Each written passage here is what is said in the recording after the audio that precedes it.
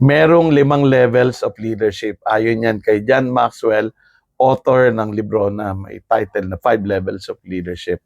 And I would like to share my take on each of the levels.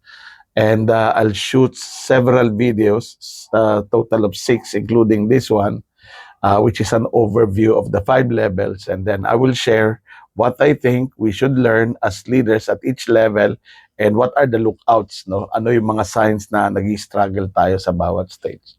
Okay, so ito na. Level 1 leadership is when people follow you because they have to. Wala silang choice. Ikaw yung nakapwesto. So position level leadership ang tawag dyan. At ang key to success ay yung rights, yung job description mo, kaya mong gawin. You have credibility to do the work that are assigned to you. So level 2 leadership is people follow you because they want to. Ang tawag dyan ay permission level leadership.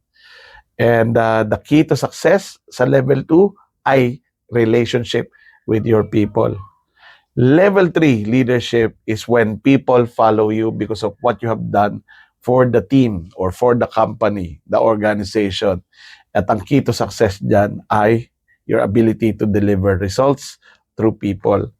And then level 4 leadership is people level leadership where people follow you because of what you have done for them.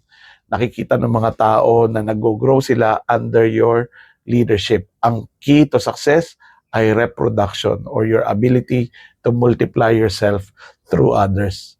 And then level 5 is something that you achieve over time because of your continuing practice of the skills that you develop in all 4 levels.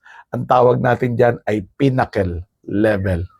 Oo, at ang key to success is respect. That people respect you for who you are and what you stand for as a leader. So abangan nyo yung mga susunod na videos so that we can deep dive at each of these level. Abangan!